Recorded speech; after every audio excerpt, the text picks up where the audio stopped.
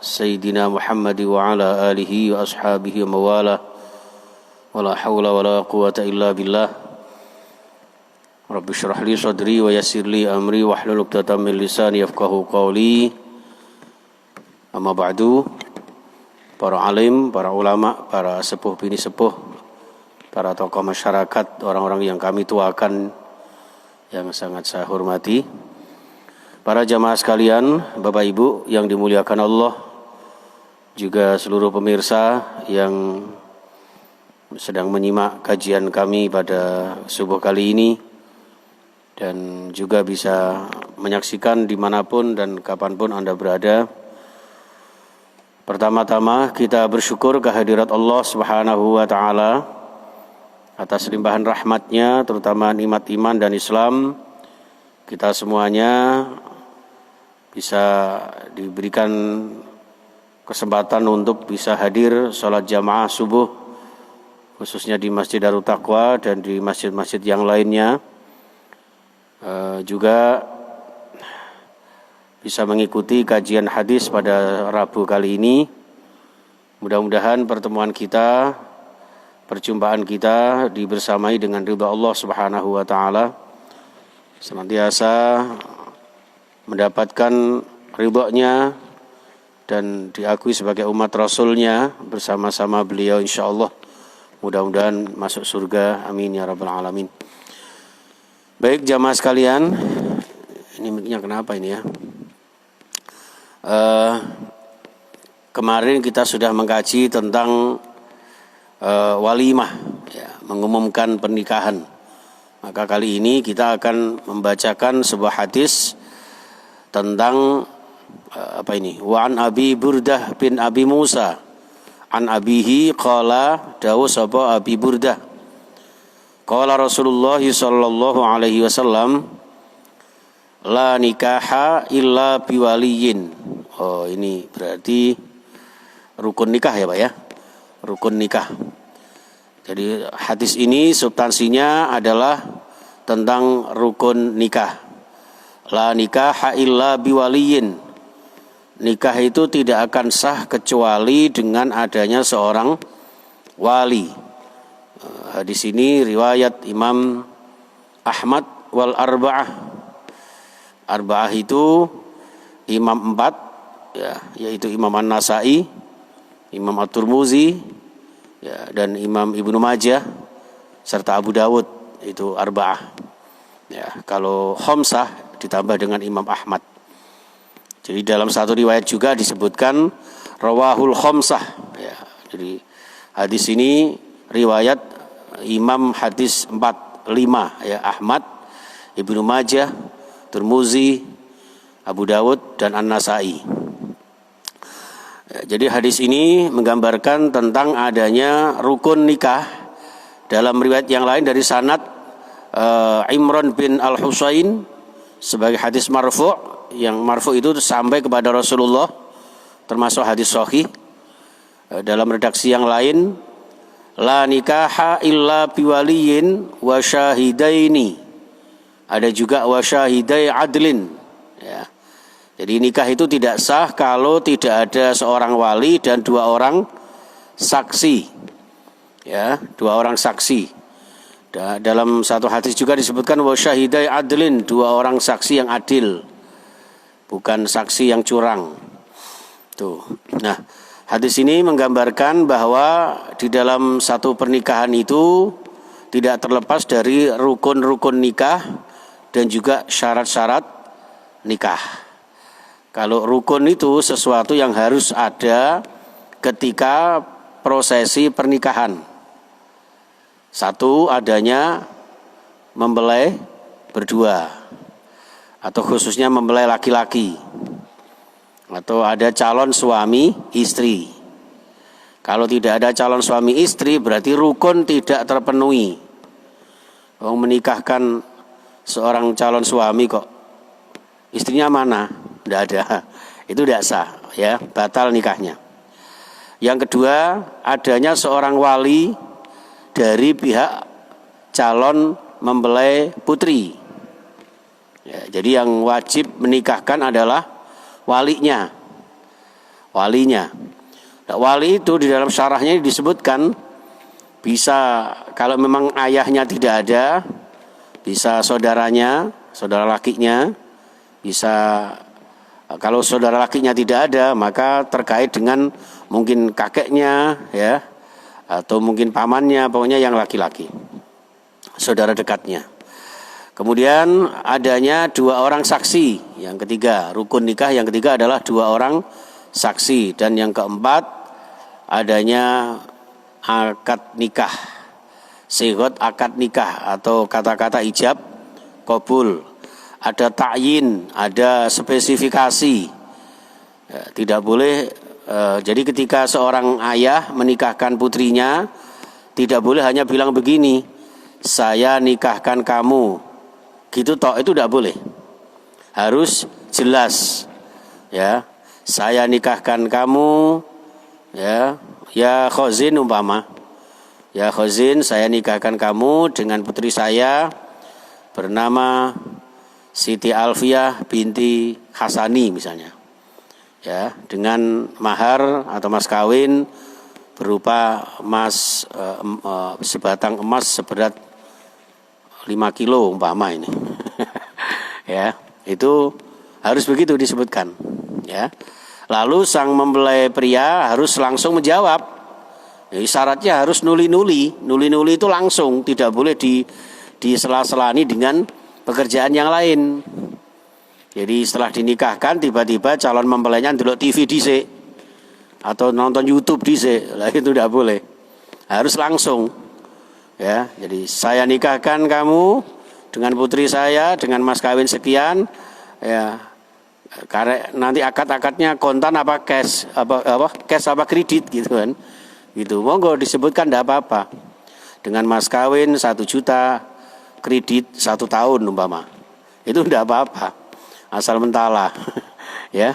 Itu. Jadi akad nikah ini dari ayah kemudian langsung diterima. Ini namanya qabul. Ayahnya ini walinya mengucapkan namanya ijab, terus mempelai prianya namanya qabul. Jadi ijab qabul. Langsung saya terima nikahnya Siti Alfiah binti Hasani dengan mas kawin sekian tunai gitu. Langsung dijawab sah gitu kan. Ini seperti itu. Itu jadi ada saksi yang menyaksikan bahwa nikahnya ini sah apa tidak. Itu harus ada akad-akad seperti itu. Yang kelima rukun nikah adalah adanya mas kawin, adanya mahar. Nah, sedangkan syarat-syaratnya nikah itu mempelai pria harus beragama Islam, wanitanya juga beragama Islam. Tidak boleh seorang muslim menikahi wanita kafir atau wanita muslimah dengan laki-laki kafir. Walaupun ada khilafiyah, kontroversi ulama tentang wanita yang ahlul kitab. Jadi ada yang mengatakan bahwa laki-lakinya muslim itu boleh menikahi seorang wanita yang ahlul kitab. Nah, masalahnya sekarang ini ahlul kitab ini ada apa tidak, kan begitu. Kategori ahlul kitab ini juga kontroversi. Kalau ahlul kitab yang asli mengikuti petunjuk Taurat dan Injil, ya, maka itu termasuk ahlul kitab yang diperbolehkan untuk dinikahi. Tapi kalau ahlul kitab dalam konteks sudah memusyrikkan Allah, menyekutukan Allah, kan kata-kata kan wala tangkihul musyrikina hatta yu'minu, kan begitu. Jadi jangan menikahkan seorang laki-laki dengan wanita musyrikah, atau sebaliknya jangan menikahi seorang putri musyrikah, ya, itu sebelum dia beriman, seperti itu. Sehingga apakah ahlul kitab sekarang ini benar-benar bersih dari konteks kemusyrikan? Lah itu yang harus dikritisi, seperti itu. Ini jamaah sekalian, sehingga syarat-syarat ini bisa terpenuhi. Jadi syaratnya seorang mempelai pria dan mempelai wanita adalah amrih amane wis padha-padha islami, ya. Padha-padha islami. kemudian berakal sehat, laki-laki dewasa, perempuan dewasa, ya. Dan antarodin itu saling ridho, tidak boleh ada paksaan baik laki-laki maupun perempuan. Itu. Kemudian wanitanya jelas kewanitaannya. Karena di dalam bahasa fikih itu ada unsa, ada khunsa. Ya. Kalau unsa itu wanita asli. Tapi kalau khunsa itu orang yang kewanita-wanitaan. Aslinya pria tapi bergaya seperti wanita, berpola seperti wanita. Walaupun memang ada yang katanya sih, saya juga belum pernah lihat, yang punya dua jenis kelamin. Ya, ada jenis kelamin laki-laki maupun jenis kelamin perempuan. Tapi terlepas dari itu, ini harus dipastikan dulu. Orang ini benar-benar laki apa perempuan?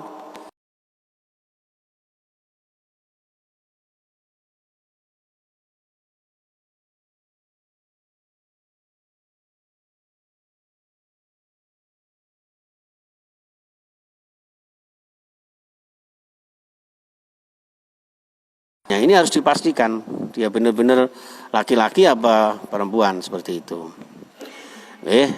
Baik, itu diantara syarat-syarat pernikahan sehingga pernikahan itu menjadi sah. Jadi intinya di situ. Adapun mahar itu kalau bisa itu lebih sedikit, lebih utama. Walaupun ketika ada kemampuan kemudian mas kawin itu banyak, itu juga monggo silakan. Artinya mahar itu tidak boleh ada dipaksakan, ya, tidak boleh dipaksakan.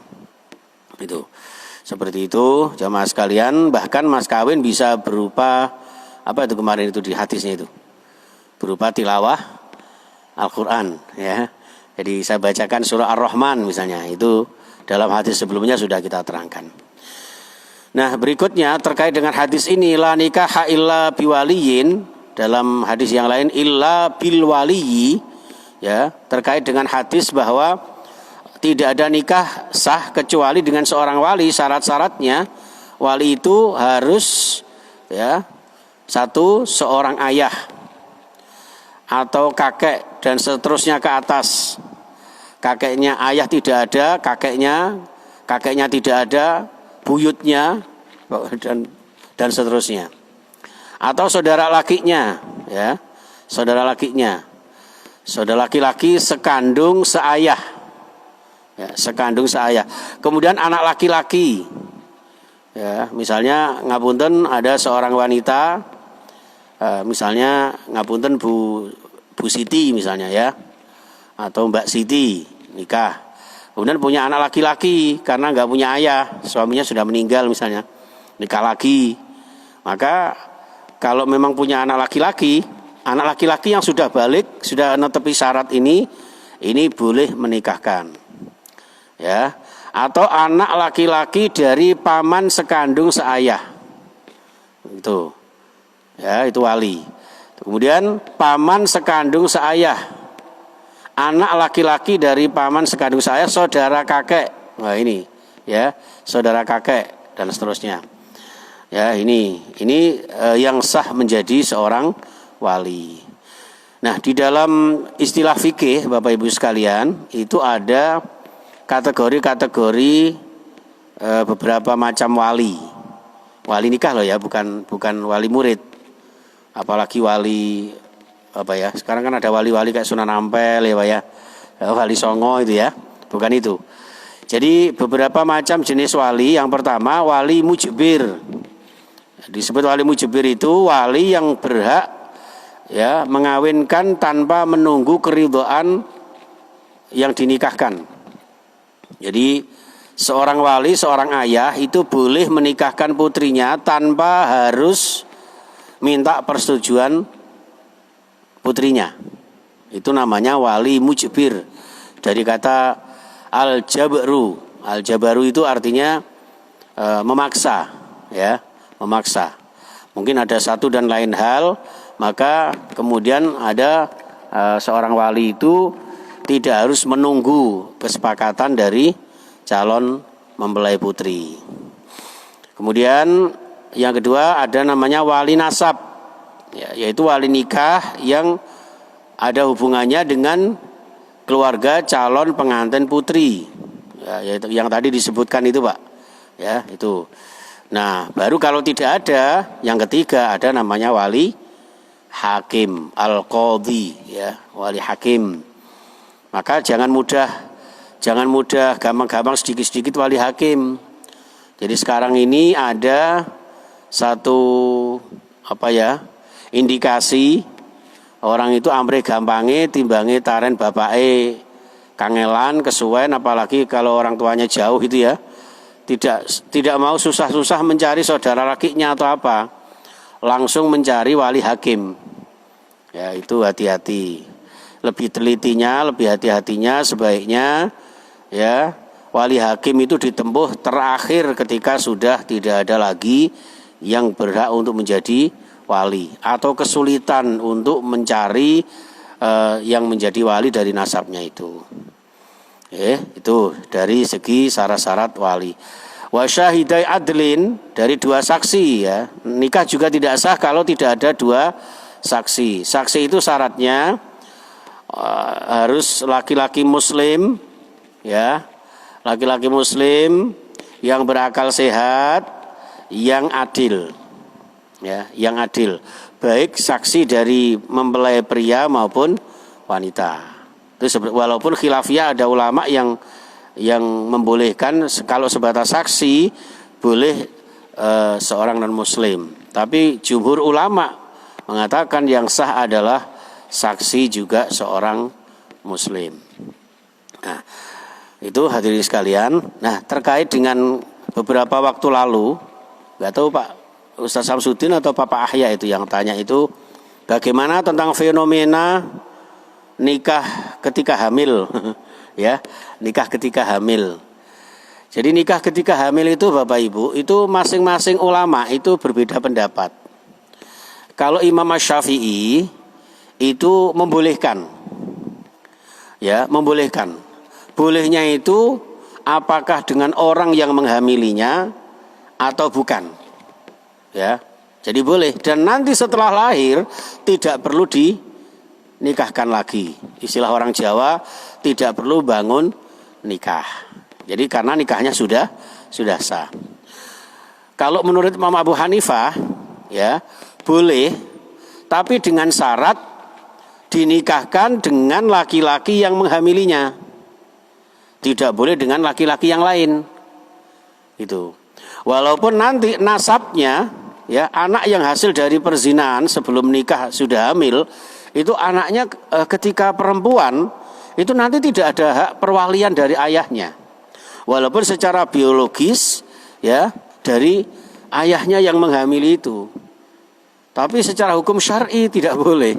Nah ini yang harus ada kejujuran dari anak-anak sekarang itu. Misalnya pacaran kebablasan, ngapunten, ya kan? Nah itu, wah ini anak putri saya dulu hubungan hasil ini, misalnya gitu kan, hasil perzinahan, itu harus silakan. Kalau tidak, dikhawatirkan dia sudah tahu bahwa ini hamil duluan, maka nanti putrinya ketika dinikahkan, maka nikahnya tidak sah. Ketika nikahnya tidak sah, maka putrinya juga zina, dan itu terus menerus nanti. Itulah yang dimaksud dengan zina keturunan. Naudzubillah summa naudzubillah. Ya, jadi seperti itu. Jadi saya mana tadi ya? Menurut Imam Abu Hanifah, ya, dinikahkan boleh asal dengan laki-laki yang menghamilinya. Sedangkan menurut Imam Maliki, ya, dan Imam Hambali itu karena dihitung sebagai iddah, maka tetap tidak sah. Harus menunggu lahirnya sang jabang bayi. Karena hamil ini termasuk sebagian dari iddah, maka iddahnya hamil adalah setelah melahirkan. Maka Imam Ibnu Malik, ya, Imam Maliki dan Imam Ahmad Ibnu Hambal atau Imam Hambali mengatakan bahwa tetap tidak boleh dinikahkan, baik dengan orang yang menghamilinya maupun dengan orang yang tidak menghamilinya. Jadi hati-hati. Maka ada sebagian kiai, ustadz yang daripada nanti resiko hukum, ada yang tidak mau menikahkan, ada yang tidak berani menikahkan, sehingga harus mencari wali yang lain, seperti itu, mencari orang yang bisa menikahkan yang lain. Jadi itu jamaah sekalian, maka hati-hati sekali terhadap hukum ini agar nanti berpengaruh baik terhadap generasi-generasi kedepannya nanti. Ya, mudah-mudahan kita semuanya, ini musim-musim pernikahan, mudah-mudahan pernikahan keluarga kita, teman-teman kita, saudara-saudara kita, tetangga kita diberkahi oleh Allah Subhanahu wa taala. Ya, mudah-mudahan pernikahan ini benar-benar sah dengan ridha Allah, karena nikah itu min sunnatin Nabi, termasuk sunnahnya Rasulullah yang nanti akan niatnya untuk mengembangbiakkan keturunan umatnya Rasulullah yang akan menjadikan kebanggaan Rasulullah Sallallahu Alaihi Wasallam. Baik, saya kira itu jamaah sekalian. Mudah-mudahan sedikit yang kita kaji pagi hari ini ada guna dan manfaatnya, diberkahi diridhoi Allah Subhanahu wa taala, dan kita mohon agar melalui kajian ini doa-doa kita diijabah oleh Allah, ya, dengan harapan agar Allah segera mengangkat virus corona ini dan kita semuanya bisa melaksanakan ibadah dan kegiatan normal sebagaimana semula dengan sebaik-baiknya. Amin ya rabbal alamin. Bismillahirrahmanirrahim. Allahumma salli ala Muhammad wa ala alihi wa sahbihi ajma'in. Alhamdulillahi rabbil alamin. Hamdan yuwafi ni'amahu wa yukafi mazidah. Ya Rabbana lakal hamdu kama yanbaghi li jalali wajhika wa 'azimi sultanika. Ya Allah ya Rahman, ya Allah ya Rahim, irhamna bi rahmatika ya arhamar rahimin. Allahumma ighfir lana wa liwalidina warhamhum kama rabbawna shighara, wa limasyayikhina wa limuallimina wa lidzil huquqil wajibati alaina wa li jami'il muslimina wal muslimat wal mu'minina wal mu'minat al ahya'i minhum wal amwat, innaka samiun qaribun mujibud da'awat wa qadiyal hajat wa ghafirudz dzunub wal khati'at bi rahmatika ya arhamar rahimin. Allahumma barik lana fi arzaqina wa fi ahlina wa fi a'malina wa fi tidina wa dunyana wa ukhrana bi rahmatika ya arhamar rahimin. Allahumma dfa' 'anna al-balaa'a wal ghalaa'a wal wabaa'a wasyadaa'ida wal mihan wa jami'al amradi wal fitani ma dhahara minha wa ma batan fi baladina Indonesia khassah wa min buldanil muslimina 'ammah, innaka 'ala kulli syai'in qadir.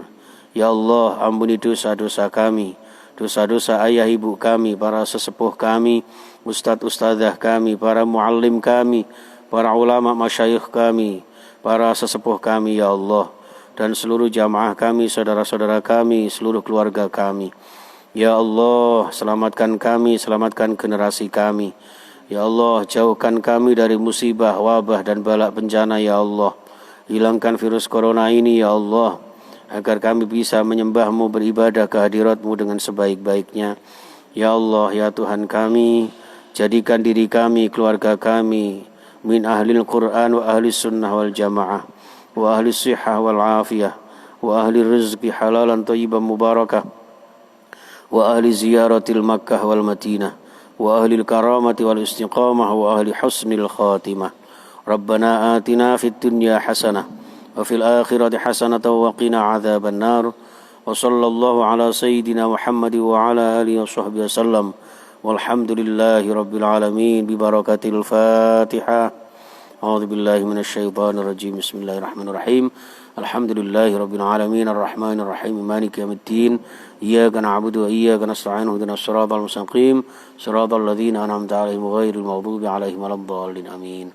Terima kasih, mohon maaf, kita akhiri. Subhanakallahumma wa bihamdika asyhadu an la ilaha illa anta astaghfiruka wa atubu ilaik.